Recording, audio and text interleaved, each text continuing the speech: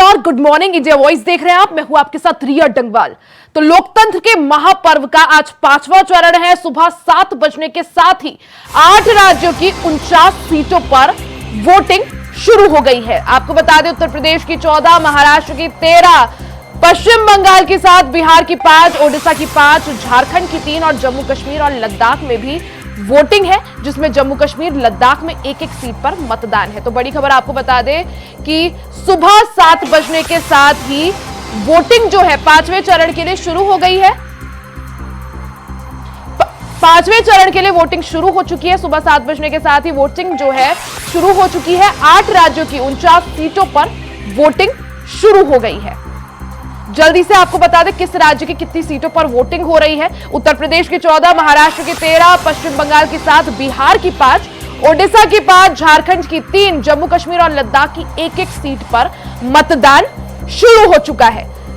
तो लोकतंत्र के महापर्व का आज 5वां दिन है। 8 राज्यों की 49 सीटों पर वोटिंग शुरू हो गई है। इसमें उत्तर प्रदेश की 14, महाराष्ट्र की 13, पश्चिम बंगाल की 7, बिहार की 5, ओडिशा की 5, झारखंड की 3 और जम्मू कश्मीर और लद्दाख की एक एक सीट शामिल है। वोटिंग शुरू हो चुकी है। सुबह 7 बजे से शाम 6 बजे तक वोट डाले जाएंगे। आपको बता दें कि धीरे धीरे चुनाव अपनी अंतिम चरण की ओर बढ़ता जा रहा है। 4 चरणों के लिए मतदान संपन्न हो चुका है। आज बारी 5वें चरण की है। 5वें चरण के लिए वोटिंग शुरू हो चुकी है। सुबह 7 बजते ही वोटिंग शुरू हो चुकी है। 8 राज्यों की 49 सीटों पर वोट डाले जा रहे हैं। उत्तर प्रदेश की 14, महाराष्ट्र की 13, पश्चिम बंगाल की 7, बिहार की 5 और जम्मू कश्मीर लद्दाख की एक एक, ओडिशा की 5, झारखंड की 3। तो ये तमाम वो 49 सीटें हैं जहां आज वोटिंग हो रही है। वोटिंग को लेकर तैयारियां जो है प्रशासन की तरफ से पूरी कर ली गई थी। कल बीते दिन हमने देखा था किस तरह से पोलिंग पार्टियां अपने केंद्रों तक रवाना हुई। 8 राज्यों की 49 सीटों पर आज वोटिंग। साथ ही आपको बताते कई दिग्गजों की साख दांव पर, जिसमें राहुल गांधी, स्मृति ईरानी, राजनाथ सिंह शामिल हैं। तो 8 राज्यों की 49 सीटों पर वोटिंग शुरू हो गई है। इसमें कई सारे दिग्गजों की साख भी दांव पर है, जिससे आपको बता दें कि रायबरेली से कांग्रेस प्रत्याशी राहुल गांधी, अमेठी से भारतीय जनता पार्टी के प्रत्याशी और केंद्रीय मंत्री स्मृति ईरानी, वहीं लखनऊ से रक्षा मंत्री राजनाथ सिंह। तो ये वो तमाम दिग्गज हैं जिनकी किस्मत का फैसला आज ईवीएम में कैद हो जाएगा। ये पूरा लोकसभा चुनाव 7 चरणों में संपन्न होना है। 4 चरणों के लिए मतदान संपन्न हो चुका है। आज बारी 5वें चरण की है।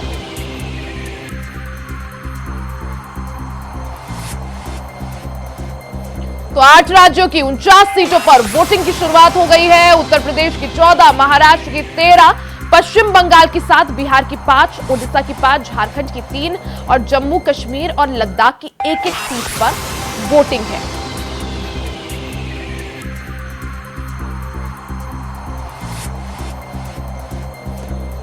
तो वोटिंग को देखते हुए हलचल पूरी तरह से तेज है। वहीं इस दौरान पीएम मोदी का भी एक्स पर पोस्ट सामने आया, जिसमें उन्होंने जनता से अपील की है कि लोग ज्यादा से ज्यादा अपने घरों से बाहर निकले और लोकतंत्र के इस महापर्व का हिस्सा बने, क्योंकि 5 साल में एक बार ऐसा मौका आता है जिसमें मतदाता अपने मनपसंद या अपने चाहने वाले कैंडिडेट को वोट देकर अपनी सरकार बना सकता है, अपने पसंदीदा सरकार बना सकता है। तो पीएम मोदी ने भी सुबह एक्स पर पोस्ट कर मतदाताओं से जागरूक रहने की और अपने घरों से बाहर निकलकर लोकतंत्र के इस महापर्व का हिस्सा बनने की अपील की है।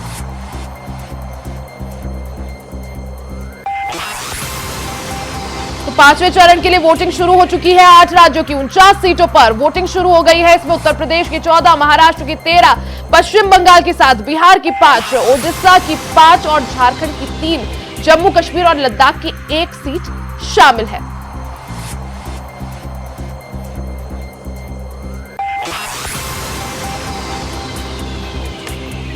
तो लोकसभा चुनाव को देखते हुए हलचल पूरी तरह से तेज है।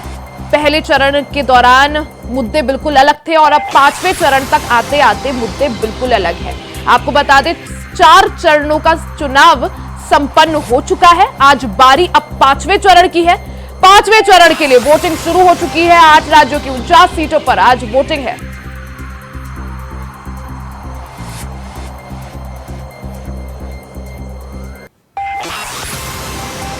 तो झांसी से संवाददाता अतुल वर्मा हमारे साथ जुड़ चुके हैं। अतुल, जिस तरह से लोकसभा चुनाव को देखते हुए हलचल पूरी तरह से तेज है, सुबह 7 बजे से वोटिंग जो है शुरू हो चुकी है। किस मतदान केंद्र पे आप मौजूद हैं, कैसी हलचल और मतदाताओं में कितना उत्साह? सुबह 7 बजे हम लोग थोड़ा पहले आ गए थे। 7 बजे से पहले से ही लोगों ने लाइन लगाना शुरू कर दिया।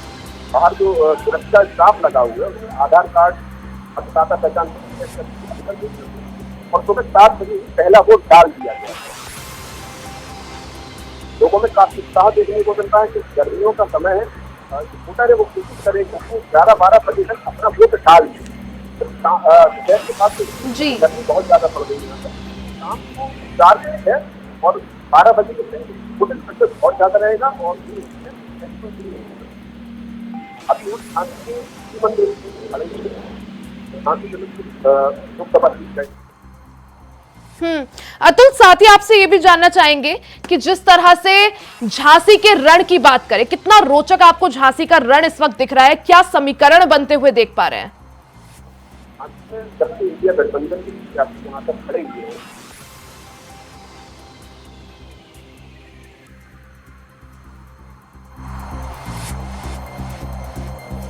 ठीक है, झांसी में किस तरह से ग्राउंड पर हलचल है वो जानने के लिए एक बार फिर से अतुल से संपर्क साधेंगे। तब तक आपको बता दें कि लोकतंत्र के महापर्व का आज 5वां चरण है। 4 चरणों के लिए हमने देखा था किस तरह से वोटिंग संपन्न हो चुकी है। अब आज बारी 5वें चरण की है। सुबह 7 बजने के साथ ही वोटिंग शुरू हो चुकी है। 8 राज्यों की 49 सीटों पर वोटिंग चल रही है। उत्तर प्रदेश की 14 सीटें इसमें शामिल है, महाराष्ट्र की 13, पश्चिम बंगाल की 7, बिहार की 5, ओडिशा की 5, झारखंड की 3, जम्मू कश्मीर और लद्दाख की 1-1 सीट शामिल है। आपको बता दें कि उत्तर प्रदेश की जिन 14 सीटों पर आज वोटिंग हो रही है, 2019 में 14 में से 13 सीटें भारतीय जनता पार्टी जीती थी। एकमात्र सीट जो बीजेपी नहीं जीत पाई थी वो रायबरेली थी, जो कांग्रेस के खाते में गई थी। एक बार फिर से झांसी में किस तरह से स्थिति है, किस तरह से मौजूदा हलचल है, वो जानने के लिए एक बार ग्राउंड पर चलते हैं। अतुल वर्मा हमारे संवाददाता जुड़ चुके हैं।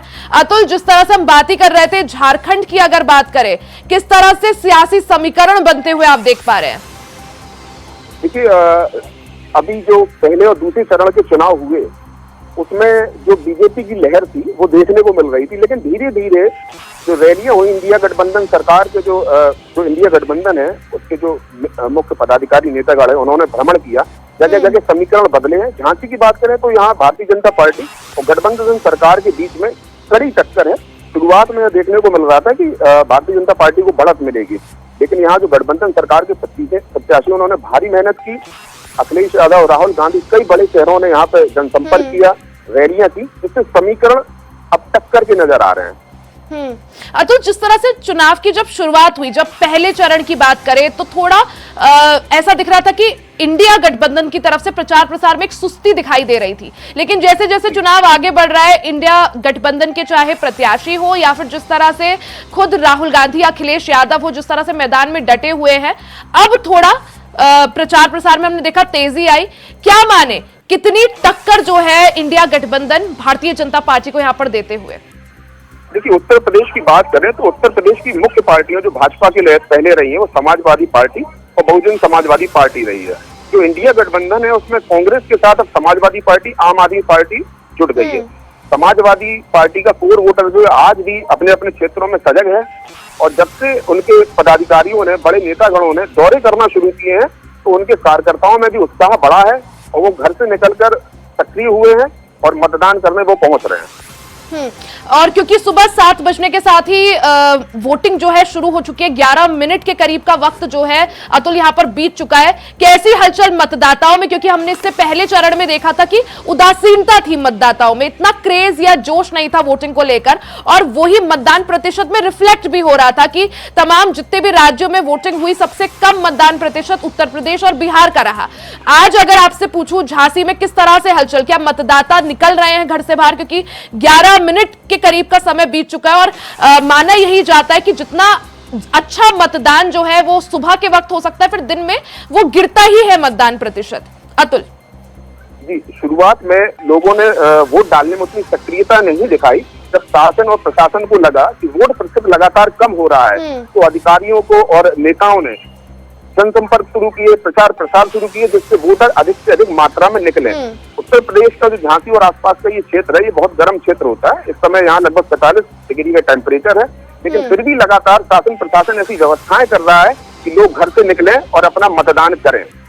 ये निश्चित रूप से जो राजनीतिक पार्टियां हैं और शासन प्रशासन की सक्रियता है, उससे लगातार वोट प्रतिशत बढ़ रहा है। जी बिल्कुल अतुल, जिस तरह से आपने कहा कि झांसी वाला जो क्षेत्र है काफी गर्म क्षेत्र है और आजकल जो है तापमान भी जो है काफी ज्यादा है, सियासी तपिश के साथ साथ जो आम तापमान है वो भी काफी ज्यादा है। ऐसे में प्रशासन की तरफ से अगर तैयारी की बात करूं, किस तरह से तैयारियां? देखिए, प्रशासन द्वारा एकदम सुरक्षा के पुख्ता इंतजाम तो किए ही गए हैं। इसके अलावा हर बूथ पर 3 से 4 अधिकारियों की नियुक्ति की गई है, जो यहाँ की व्यवस्थाओं को सुचारू रूप से व्यवस्थित करेंगे। यहाँ ORS घोल, ठंडे पानी की व्यवस्था, छाव की व्यवस्था, वाहन रखने की व्यवस्था, जो कर्मचारी गणों की ड्यूटी लगी है उनके लिए रुकने की, सामान रखने की, हर प्रकार की व्यवस्था इस चाक चौबंद की गई है, जिससे किसी भी प्रकार से चुनाव में कोई विघ्न न आए। गई है, बस अब जनता की बारी है। लेकिन हालांकि जो हम बात कर ही रहे थे कि मतदान प्रतिशत इतना ज्यादा अब की बार देखने को नहीं मिला, शुरुआती जो 4 चरण थे, आज बारी 5वें चरण की है। अतुल, किस तरह से मतदाताओं को जागरूक करने के लिए क्या कुछ अभियान या क्या कुछ कदम प्रशासन की तरफ से उठाए गए? देखिए, राजनीतिक पार्टियां तो अपने कदम उठा ही रही थी, जनता को जागरूक कर रही थी, लेकिन शासन प्रशासन ने जब देखा आला अधिकारियों ने कि वोट प्रतिशत गिर रहा है शुरुआती चरणों में, तो उन्होंने नुक्कड़ नाटक के माध्यम से, समाचार पत्रों के माध्यम से, टीवी चैनल्स के माध्यम से, समाजसेवी संस्थाओं के माध्यम से जो स्वीप कार्यक्रम है उसमें तेजी लाई। जगह जगह रैलियां निकाली गई, अधिकारियों को जिम्मेदारी सौंपी गई कि अधिक से अधिक वोटर मतदान के दिन घर से निकले। शासन प्रशासन ने निश्चित रूप से अपना काम अच्छे तरीके से किया। सुबह से ही हमें भीड़ देखने को मिल रही है। जी ठीक है अतुल, आऊंगी आपके पास। शारिक हमारे साथ जुड़ चुके हैं। शारिक, अगर बात की जाए किस तरह से, सबसे पहले आप कहां पर मौजूद है, कौन से पोलिंग बूथ पर मौजूद है और कैसी हलचल देख पा रहे हैं? क्योंकि मतदान जो है शुरू हुए 15 मिनट का समय जो है बीत चुका है, सुबह 7 बजे से वोटिंग शुरू हो चुकी है, तो कैसी हलचल? डिग्री कॉलेज के मैं यहाँ पर डिग्री कॉलेज पर खड़ा हूँ, जहाँ पर सुबह से ही भारी मतदान देखने को मिल रहा है। लंबी लंबी लोगों की कतारें हैं, खासतौर से महिलाएं भी घर से निकलकर मतदान कर रही हैं। प्रशासन के द्वारा लगातार लोगों को जागरूक किया गया है कि घरों से निकलकर मतदान करें, पहले मतदान करें फिर जलपान करें। आप मेरे पीछे देख सकते हैं कि लंबी लंबी कतारें यहाँ पर लोगों की लगी हुई हैं और लोग सुबह से ही मतदान करने के लिए आए हुए हैं और सुरक्षा व्यवस्था के यहाँ पर प्रशासन के द्वारा पुख्ता इंतजाम किए गए हैं और लोग सुबह से ही लोगों की यहाँ पर कतारें देखने को मिल रही हैं। जी शारिक, एक बार तस्वीरें भी दिखा दीजिए, किस तरह से लोग जो है पहुंच रहे हैं और लोगों में कितना उत्साह, कितना जोश मतदान को लेकर। ये देख सकते हैं आप तस्वीरें, सुबह से ही लोग यहाँ पर बढ़ चढ़कर हिस्सा ले रहे हैं और अपने मनपसंद प्रत्याशी को मतदान करने आए हैं। यहाँ पर सुबह से ही मतदान हो रहा है और लोग 6:30 और 6 बजे से ही यहाँ पर आकर खड़े हो गए हैं और अपने मत का प्रयोग कर रहे हैं। खासतौर से महिलाओं के द्वारा भी बढ़ चढ़कर मतदान में हिस्सा लिया जा रहा है और वह सुबह से निकलकर मतदान कर रही हैं। शारिक, जिस तरह से हमने देखा कि पहले, दूसरे, तीसरे और चौथे चरण में मतदान प्रतिशत उत्तर प्रदेश में कुछ खास नहीं देखने को मिला, वोटर्स में उदासीनता देखने को मिली। जिस तरह से हम अभी तस्वीरें देख रहे हैं, काफी संख्या में मतदाता आ रहे हैं वोटिंग करने के लिए और सुबह सुबह का भी समय है और यही माना जाता है कि पहले सुबह सुबह अगर वोटिंग अच्छी हो तो एक अच्छा जो है परिणाम आता है। किस तरह से आप अभी देख रहे हैं, क्या लगता है आज मतदान प्रतिशत कितना रह सकता है? जी बिल्कुल, यहाँ उत्तर प्रदेश का ये बुंदेलखंड क्षेत्र है, ये काफी गर्म क्षेत्र होता है। यहाँ पर 10 बजे के बाद भीषण गर्मी पड़ती है। 43 से 46 तक डिग्री सेल्सियस यहाँ पर तापमान जा रहा है, जिसके कारण लोगों को कहीं ना कहीं गर्मी के कारण निकलने से बचते नजर आते हैं। वहीं सुबह 10 बजे तक यहाँ के लोग ज्यादा बढ़ चढ़कर मतदान करते हैं, वहीं फिर 4 बजे के बाद ही घरों से निकलते हैं। आप तस्वीरों में देख सकते हैं कि यहाँ पर करीब अंदाजा लगाया जा सकता है कि सुबह से ही भारी तादाद पर मतदाता यहाँ पर वोट डालने के लिए आ रहे हैं, क्योंकि उन्हें दिन में भीषण गर्मी का सामना न करना पड़े। वही अंदाजा लगाया जा रहा है कि करीब 55 से 60% मतदान महुआ में किया जाएगा या होगा। शारिक, अगर हो पाए, अगर आपके आसपास जो लोग हैं पॉसिबल हो पाए तो उनसे बातचीत करिए, जानिए कि किस तरह से उन्हें तैयारियां लग रही हैं, किस तरह से उन्हें व्यवस्थाएं लग रही हैं, कितना जोश मतदान को लेकर, और सुबह क्योंकि पहुंचे हुए हैं तो बाकियों को जो अपने घरों पर है उन्हें क्या संदेश देना चाहेंगे? जी जी बिल्कुल, यहाँ पर मौजूद लोगों से हम वार्ता करेंगे और पूछेंगे उनसे कि वे इस बार सुबह से मतदान करने के लिए निकले हैं और उनका जो मतदान करने के लिए उनके पसंदीदा प्रत्याशी होंगे, किन मुद्दों और किन बातों को लेकर वह मतदान करेंगे। क्या नाम है चाचा आपका? रामचंद्र। अच्छा, किन चीजों को लेकर इस बार मतदान कर रहे हैं? क्या कहेंगे लोगों से मतदान करने के लिए? हम नहीं कहते कुछ, जिसको जहाँ करना होगा करेगा। मतदान करने के लिए, वोट डालने के लिए, जिसको जहाँ वोट डालना हो डाले। क्या नाम है चाचा? बनने का लोगों से क्या कहेंगे कि वोट डालें ज्यादा से ज्यादा, क्योंकि वोट ज्यादा से ज्यादा वोट डालें। वोट परसेंट स्लो हो रहा है यूपी में वैसे ही पहले से। आदमी है वो अपना अधिकार प्रयोग करे। शारिक, उनसे पूछिए गर्मी एक फैक्टर है या नहीं है अब की बार, जिसकी वजह से कम मतदान प्रतिशत भी देखने को मिल रहा है? क्या नाम है चाचा आपका? अच्छा, कहीं ना कहीं गर्मी का फर्क पड़ रहा है, लोग घरों से नहीं निकल पा रहे। गर्मी का फर्क तो पड़ेगा ही। बुंदेलखंड का इलाका है, ये तटीय इलाका है, तो इसमें ऐसा है कि सुबह सुबह लोग ज्यादा निकल रहे हैं वोट डालने के लिए। फर्क पड़ेगा, जल्दी डालेंगे वो। हाँ, लोगों का कहना भी यही है कि बुंदेलखंड क्षेत्र है, ये ज्यादा तापमान यहाँ पर रहता है, जिसके कारण लोग सुबह सुबह से यहाँ पर वोटिंग करते हैं और दोपहर के बिल्कुल यहाँ पर सन्नाटा देखने को मिलेगा। इससे पहले चरणों में भी बुंदेलखंड में जहाँ भी या बुंदेलखंड के आसपास जहाँ मतदान हुआ है वहां पर 10 या 11 बजे के बाद लोग बिल्कुल घरों से नहीं निकलते, सुबह सुबह और शाम के ही यहाँ पर मतदान किया जाता है। और खासतौर से बुंदेलखंड काफी गर्म क्षेत्र रहता है, इसलिए यहाँ पर लोग दोपहर के मतदान करने में हिचकिचाते हैं। ठीक है शारिक, आप बने रहिएगा, आऊंगी आपके पास, आगे भी चर्चा करेंगे, जानकारी लेंगे। हमारे साथ राजू तिवारी जुड़ चुके हैं रायबरेली से। राजू का रुख एक बार कर लेते हैं। राजू, क्योंकि वोटिंग जो है शुरू हो चुकी है और रायबरेली हॉट सीटों में से एक है अब की बार, ऐसे में कैसी हलचल, कैसी स्थिति अभी देख पा रहे हैं? देखिए, बता दें कि लोकसभा चुनाव 2024 के 5वें चरण का मतदान होना है और इस महापर्व की भागीदारी को लेकर बात करें तो लोगों में काफी उत्साह देखने को मिल रहा है।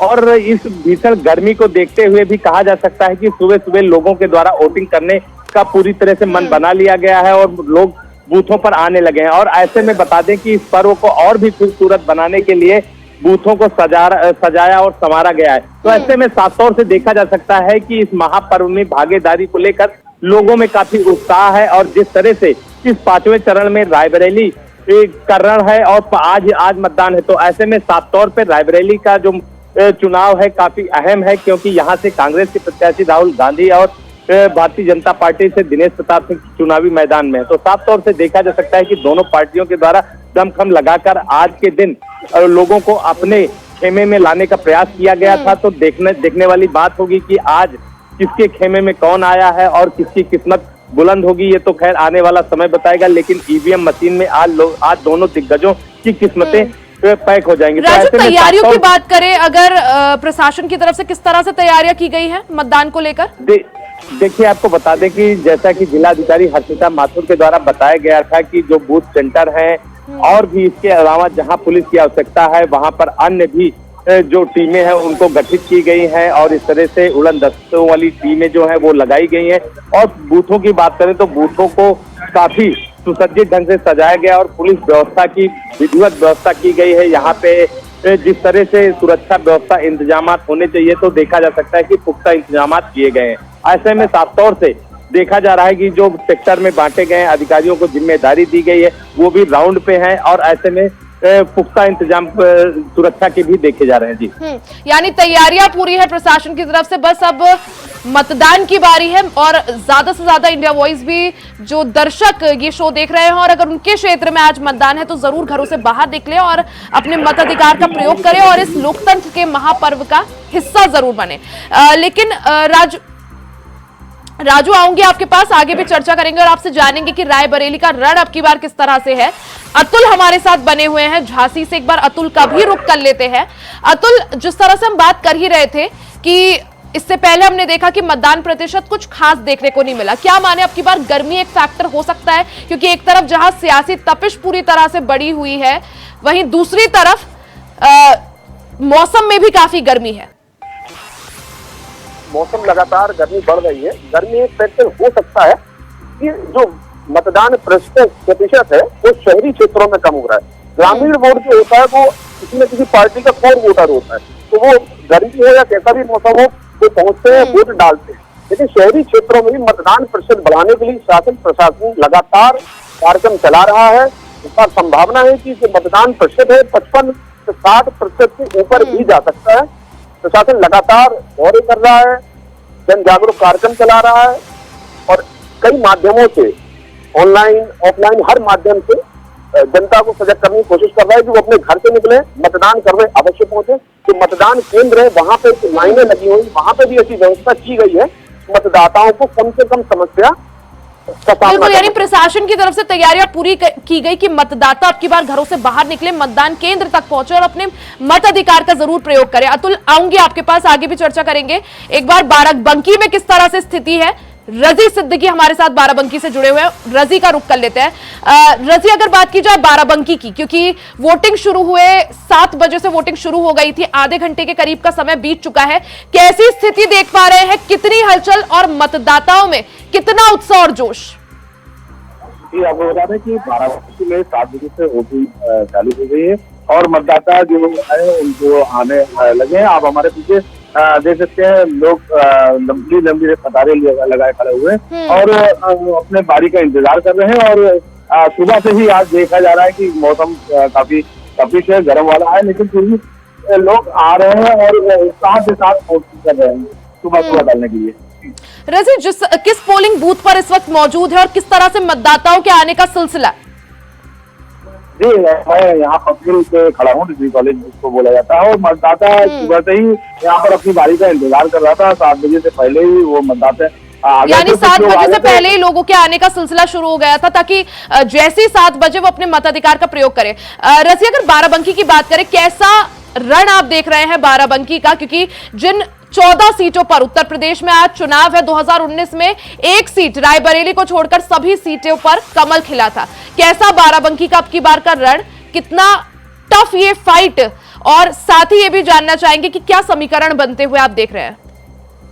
जी, आपको बता दें कि बाराबंकी की जो सीट है वो बड़ी मजेदार रहने वाली है, क्योंकि यहाँ इंडिया गठबंधन के प्रत्याशी तनुज पुनिया और बीजेपी के बीच फाइट हो रही है। जबकि यहाँ पर टिकट मिला था जो मौजूदा सांसद है भूपेंद्र रावत जी, उनका टिकट काट के राजधानी रावत को दे दिया गया था, लेकिन कांटे की टक्कर बताई जा रही है। यहाँ पर पीएम ने भी रैली की है, सीएम ने भी रैली की है, और ये सीट एक बहुत ही महत्वपूर्ण सीट इन लोगों के लिए मानी जा रही है, क्योंकि पीएल पुनिया के जो साहबजादे हैं वो आपकी 5वीं मरतबा ये इलेक्शन लड़ रहे हैं और ये उनका आखिरी इलेक्शन बताया जा रहा है। अगर ये सीट हारते हैं तो ये उनके सियासी कैरियर में उनका ये लास्ट इलेक्शन होगा।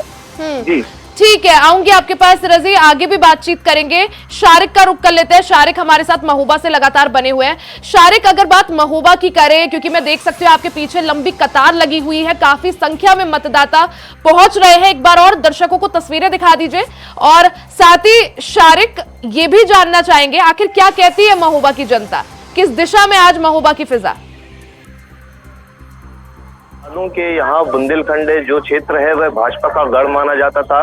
2017 के चुनाव में 9 की 9 क्या कहते हैं विधानसभा और 4 लोकसभा यहाँ पर बुंदेलखंड में भाजपा की थी। उसके बाद 2022 में जरूर समाजवादी पार्टी ने विधानसभा चुनाव में 2 सीटों पर सेंध लगाई थी। वहीं लोकसभा चुनाव की बात करें तो 4 सीटों पर यहाँ पर भाजपा का कब्जा रहा है। लेकिन अब यहाँ पर स्थिति कांटे की टक्कर देखने को मिल रही है। समाजवादी पार्टी इंडिया गठबंधन के प्रत्याशी अजयेंद्र लोधी और भाजपा के प्रत्याशी पुष्पेंद्र सिंह चंदेल जो 2 बार से सांसद है, इस बार कड़ी टक्कर देखने को मिल रही है। कहीं ना कहीं बुंदेलखंड में सबसे बड़ा जो मुद्दा है वह पानी और रोजगार का है, और कहीं ना कहीं इस बार जनता के द्वारा अपना प्रत्याशी और प्रत्याशियों को मत के अधिकार को लेकर उनके द्वारा कहीं ना कहीं इस बार राह अलग है। इसलिए समाजवादी पार्टी और भाजपा के बीच कांटे की टक्कर देखी जा रही है, क्योंकि यह राजपूत बहुल क्षेत्र है और ऐसे में इंडिया गठबंधन के द्वारा राजपूत को टिकट दिया गया है। तो कहीं ना कहीं इसका खासा फायदा सपा प्रत्याशी को पड़ेगा। और वहीं दूसरी तरफ बात करें पुष्पेंद्र सिंह चंदेल की, तो उनके द्वारा 2.5 लाख वोटों से पिछली बार वह जीते थे। अपने प्रतिद्वंदी दिलीप सिंह को, बसपा से जो प्रत्याशी थे उनको, गठबंधन के उनको हराया था। और लेकिन इस बार स्थिति ऐसी नहीं है, इस बार कांटे की टक्कर देखने को मिल रही है।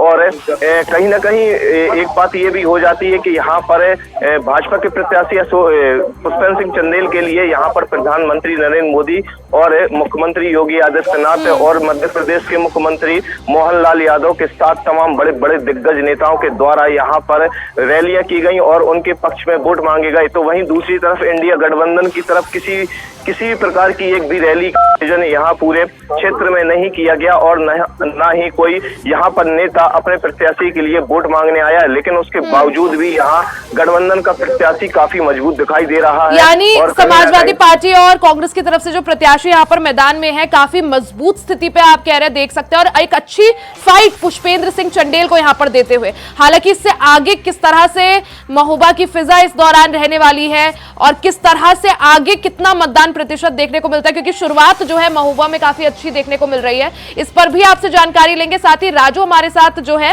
रायबरेली से, रायबरेली में किस तरह से स्थिति है वो भी जानेंगे। लेकिन आप सभी, अतुल, रजी, शारिक और राजू, आप बने रहिएगा, आगे भी चर्चा करेंगे। फिलहाल यहां वक्त हो चला एक छोटे से ब्रेक का, जल्द वापस लौटेंगे, बने रहे हमारे साथ।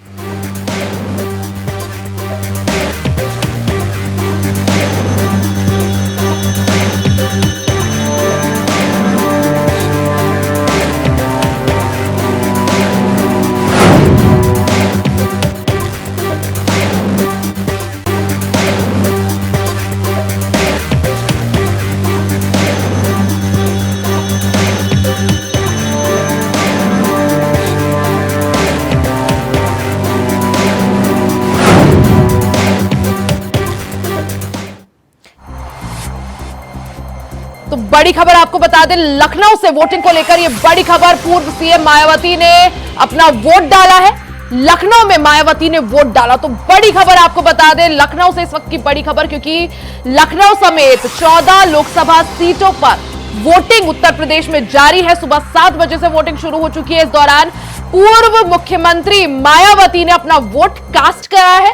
लखनऊ में उन्होंने वोट डाला, तस्वीरें आपको दिखा रहे हैं, आप देख सकते हैं मायावती को, यानी बसपा सुप्रीमो मायावती ने भी अपना वोट सुबह सुबह कास्ट कर दिया।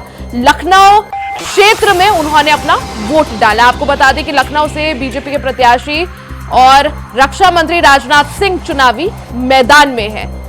इस कड़ी में उत्तर प्रदेश की पूर्व मुख्यमंत्री मायावती ने अपना वोट कास्ट किया। तस्वीरें आपको दिखा रहे हैं कि सुबह सुबह मतदान केंद्र पहुंची मायावती और इस दौरान उन्होंने अपना वोट कास्ट किया। स्याही वाली तस्वीर आप देख सकते हैं, सभी को इस दौरान मायावती ने भी अपना वोट कास्ट कर दिया है। तो 5वें चरण के लिए वोटिंग लगातार जारी है। सुबह 7 बजे से वोटिंग का सिलसिला शुरू हो चुका है, शाम 6 बजे तक वोट डाले जाएंगे। इस दौरान वोटिंग को लेकर हलचल पूरी तरह से तेज है। उत्तर प्रदेश की बात करें तो 14 सीटों पर वोटिंग हो रही है।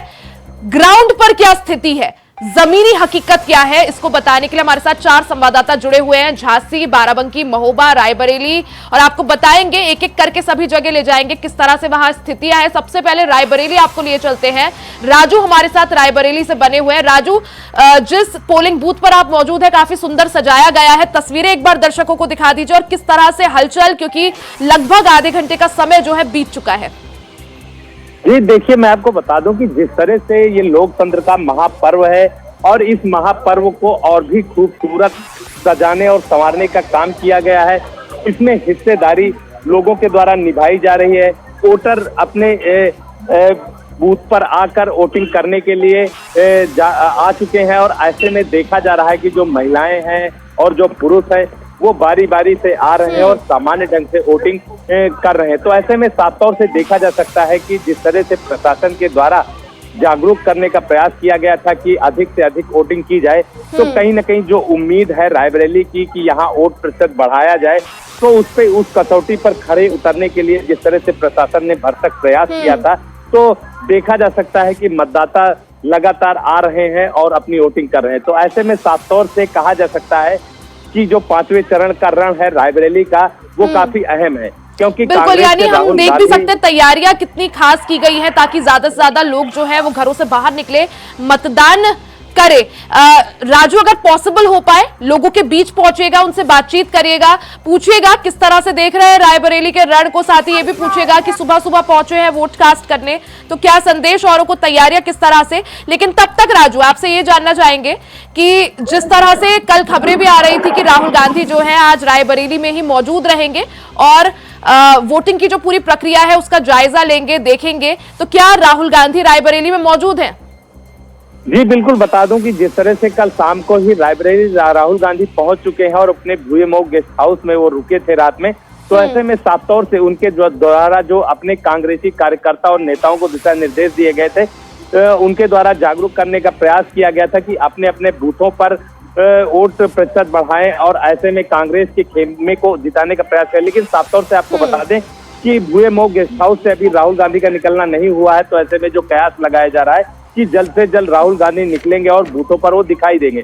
तो साफ तौर से ये भी कहा जा सकता है कि जो उनकी रणनीति है, कहीं ना कहीं रणनीति के तहत पूरी तरह से कांग्रेस के खेमे को जिताने का प्रयास करेंगे और ऐसे में कहीं ना कहीं जो अपने कार्यकर्ता हैं उनमें उमंग भरने के लिए, जोश भरने के लिए राहुल गांधी बिल्कुल, और यही वजह है कि राहुल गांधी ने फैसला लिया कि आज रायबरेली में ही मौजूद रहेंगे, क्योंकि रायबरेली से चुनावी ताल भी वो ठोक रहे हैं। और यही वजह है कि जब कांग्रेस के दिग्गज नेता राहुल गांधी रायबरेली से चुनावी रण में है, तो रायबरेली इस वक्त हॉट सीट बनी हुई है, सभी की निगाहें रायबरेली में। आऊंगी आपके पास राजू, वापस एक बार अतुल का रुख कर लेते हैं। अतुल हमारे साथ झांसी से बने हुए हैं। अतुल, जिन 14 सीटों पर वोटिंग उत्तर प्रदेश में हो रही है, उन 14 में से सिर्फ एकमात्र सीट रायबरेली भारतीय जनता पार्टी पिछली बार हारी थी, बाकी जो सभी सीटें हैं 13 की 13 सीटों पर कमल खिला था। झांसी की बात करें, किस तरह से झांसी का रण, कैसा समीकरण आप बनता हुआ देख रहे हैं? जो बुंदेलखंड क्षेत्र है ये शुरू से ही भारतीय जनता पार्टी का गढ़ माना जा रहा है। यहाँ पर एक केंद्रीय मंत्री, राज्य मंत्री, कई यहाँ बड़े बड़े पद यहाँ के विधायकों और सांसदों को दिए गए हैं। आती है ये और सीट मानी जाती है। चुनाव जैसे ही पहले चरण शुरू हुए, मतदान प्रतिशत के कारण थोड़ी आशंका थी भारतीय जनता पार्टी को। मतदान जितना कम होगा, शहरी वोट जितना कम पड़ेगा, उतना नुकसान भारतीय जनता पार्टी को होगा। लेकिन लगातार वोट परसेंट से बढ़ रहा है, शासन प्रशासन जो काम कर रहा है, जन जागरण का कार्य कर रहा है, लोग घर से निकल रहे हैं, वोट डालने जा रहे हैं। अगर वोटिंग परसेंट 60% के ऊपर जाता है, निश्चित रूप से भारतीय जनता पार्टी को इसका लाभ मिलेगा। दूसरी तरफ जो लेकिन अतुल, अभी तक जो 4 चरण बीते हैं और हर चरण में उत्तर प्रदेश की किसी न किसी सीट पर चुनाव हुआ है, अभी तक ऐसा देखने को नहीं मिला कि मैं कहूं कि 60% से ज्यादा जो है मतदान प्रतिशत गया हो। तो क्या माने अब की बार किस तरह से ये जो 5वां चरण है, क्या अब की बार मतदान प्रतिशत 60% से ज्यादा देखने को मिल सकता है? जी, जैसे पिछली बार जो मतदान हुआ था उसमें जो वर्तमान प्रत्याशी जो खड़े हुए हैं भारतीय जनता पार्टी के, पिछली बार वही भारतीय जनता पार्टी के प्रत्याशी थे और उन्हें टोटल वोट का 56% वोट मिला था और जो मतदान प्रतिशत था वो भी 50% से अधिक होगा। गर्मी लगातार बढ़ रही है, लेकिन आज मौसम थोड़ा ठंडा है, थोड़े बादल है, अभी तक धूप नहीं निकली है। लगातार लोग आ रहे हैं, सैकड़ों की संख्या में भी इस बूथ पर लोग पहुंच चुके हैं, अपने मत का प्रयोग कर रहे हैं। ठीक है, तो लाऊंगी आपके पास, आगे भी बातचीत करेंगे, जानेंगे कि झांसी में किस तरह से स्थिति है। एक बार रजी का रुख कर लेते हैं। रजी हमारे साथ बाराबंकी से जुड़े हुए हैं। रजी, अगर बात करें बाराबंकी की, क्योंकि लगभग आधे घंटे का समय जो है बीत चुका है, किस तरह से अभी देख पा रहे हैं स्थिति, किस तरह से हलचल?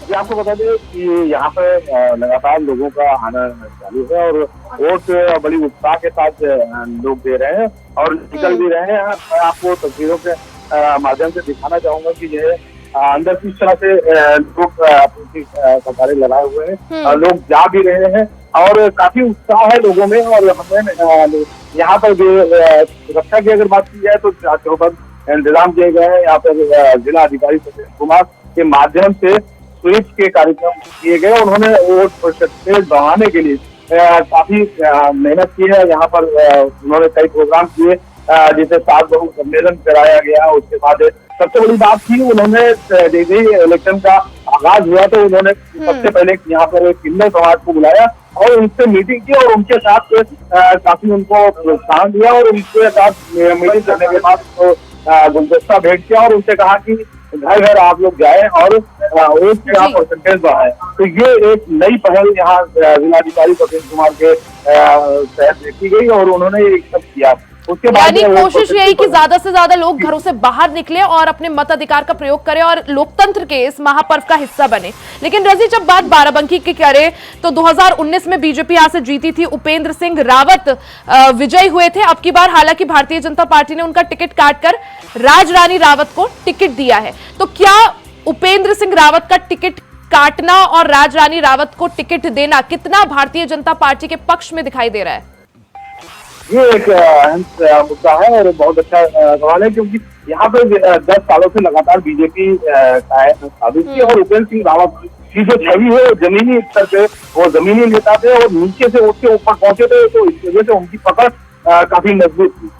बात करें राजधानी रावत की तो वो पूर्व में विधायक भी रह चुकी है और मौजूदा जिला पंचायत सदस्य भी है, लेकिन जितनी मजबूती पकड़ उपेंद्र सिंह रावत की थी उतनी राजधानी रावत की नहीं है, क्योंकि वो इतना मिलती नहीं है और महिला होने के नाते वो थोड़ा सा क्लोज रहती है, किसी से ज्यादा मिलती नहीं है, बातचीत नहीं करती है।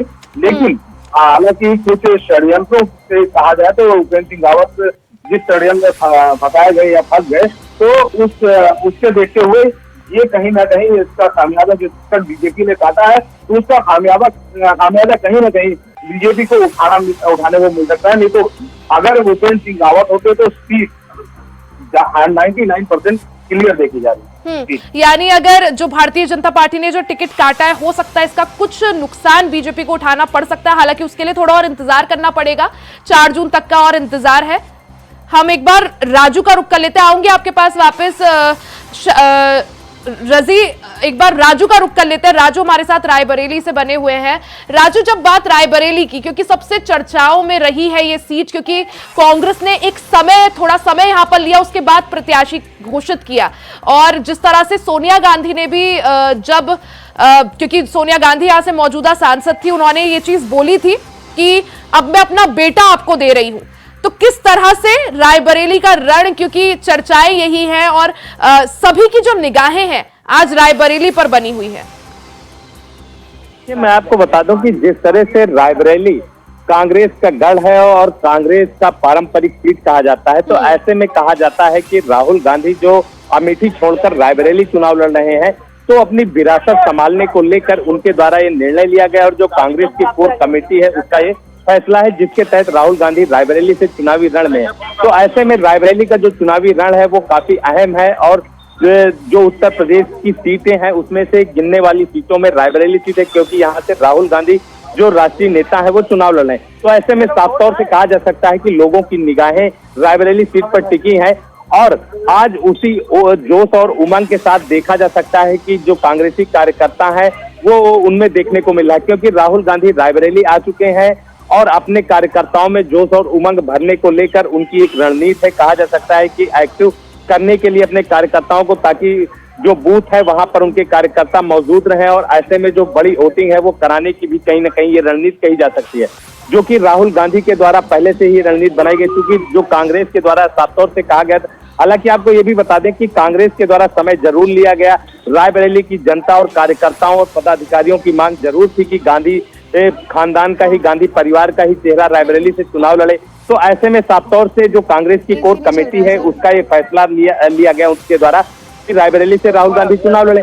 तो साफ तौर से ये भी कहा जा सकता है कि कांग्रेस के द्वारा पूरी तरह से रणनीति तैयार की गई है और इसी रणनीति के तहत राहुल गांधी आज रायबरेली में है, अपने कार्यकर्ताओं पदाधिकारियों में और बिल्कुल, यानी कार्यकर्ताओं में जोश भरा जा सके और कार्यकर्ता, क्योंकि कार्यकर्ताओं का भी बहुत बड़ा योगदान होता है जिस दिन मतदान होता है, तो उसी को देखते हुए राहुल गांधी जो है राजू मौके पर डटे हुए हैं। और सिर्फ राहुल गांधी नहीं, हमने देखा किस तरह से राहुल गांधी, अखिलेश यादव की जनसभा हुई, प्रियंका गांधी लगातार डटी हुई थी। तो यानी एक अच्छी फाइट भारतीय जनता पार्टी को दी जा सके और अपना गढ़ जो है उसको बचाया जा सके, इसको देखते हुए कांग्रेस की तरफ से तमाम तैयारियां की गई।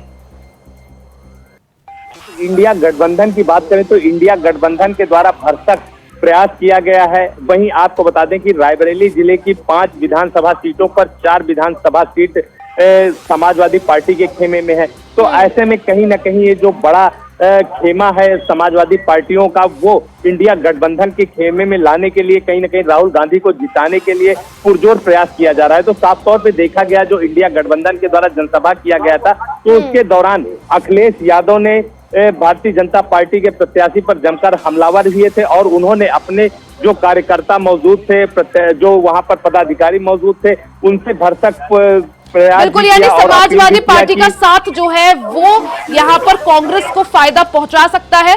राजू बने रहिएगा, आऊंगी आपके पास। शारिक का एक बार रुक कर लेते हैं, शारिक भी हमारे साथ बने हुए हैं महोबा से।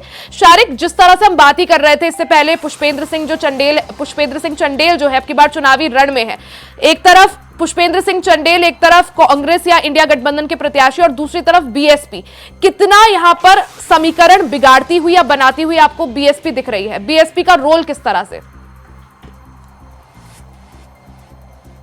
कहीं ना कहीं पूरा भाजपा के प्रत्याशियों को नुकसान पहुंचाना है, क्योंकि निर्दोष दीक्षित यहाँ से प्रत्याशी बसपा के द्वारा बनाया गया है। तो कहीं ना कहीं ब्राह्मणों के द्वारा जो वोटिंग परसेंट है वो भाजपा का कम होगा और कहीं ना कहीं जो बसपा का बिल्कुल परमानेंट वोटर है वह भी भाजपा का कटेगा। जो सीट में ना खड़े होने की वजह से जो भाजपा में जाते हैं अब वह बसपा में जाएंगे और कहीं ना कहीं इसका सीधा नुकसान है भाजपा को उठाना पड़ रहा है। और खास तौर से यहाँ पर कांग्रेस ज्यादा मजबूत बुंदेलखंड में नहीं रही है झांसी के अलावा, लेकिन अब जो हाल की स्थिति है यहाँ पर लोग कांग्रेस को पसंद कर रहे हैं। खास तौर से राहुल गांधी के लिए लोग बेहतर कह रहे हैं। हमारे द्वारा कल एक शो किया गया था इंडिया वॉइस में, जिसमें सभी युवाओं के द्वारा राहुल गांधी को पसंद किया जा रहा था। उनके द्वारा कहा जा रहा था कि राहुल गांधी 8,500 रुपए जो भत्ता देंगे, बेरोजगारी भत्ता, वो युवाओं को कहीं ना कहीं अपनी ओर आकर्षित कर रहा है। और वहीं दूसरी ओर समाजवादी पार्टी और कांग्रेस, जब यानी कांग्रेस की तरफ से जो मुद्दे उठाए जा रहे हैं, चाहे वो बेरोजगारी का हो, भ्रष्टाचार का हो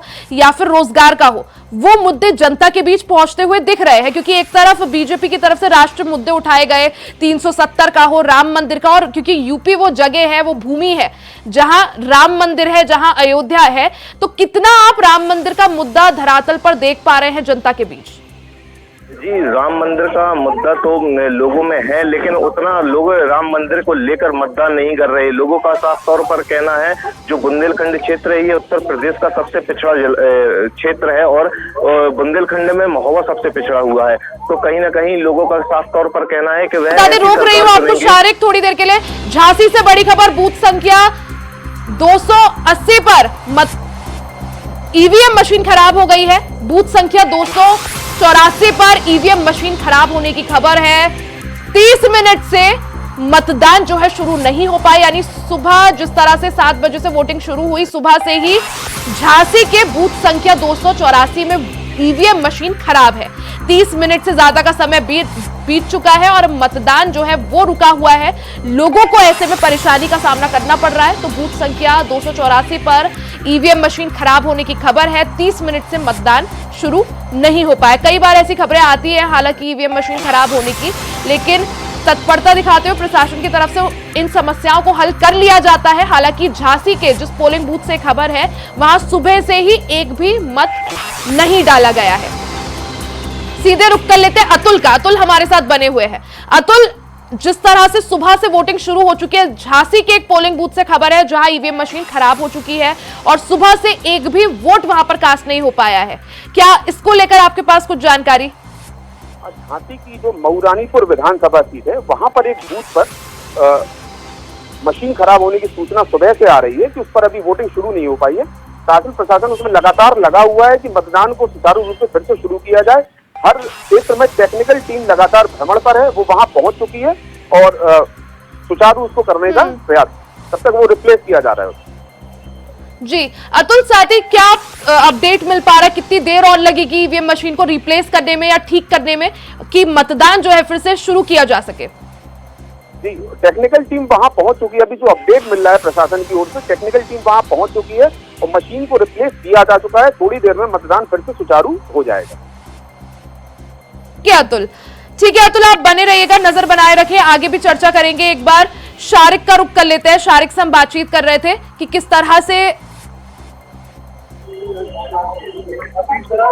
किस तरह से स्थिति एक बार शारिक से जानेंगे। शारिक, क्योंकि आधे घंटे से ज्यादा का समय यहाँ पर बीत चुका है और हम बात कर ही रहे थे कि किस तरह से महोबा की फिजा है और आपने बताया कि बीएसपी जो है वोट कटर यहाँ पर साबित हो सकती है, जिससे बीजेपी को साफ तौर पर नुकसान होता हुआ। हालांकि हमने देखा किस तरह से जो इंडिया अलायंस है, शुरुआत के दौर पर हमें सुस्ती दिख रही थी प्रचार प्रसार में, लेकिन धीरे धीरे रफ्तार पकड़ी।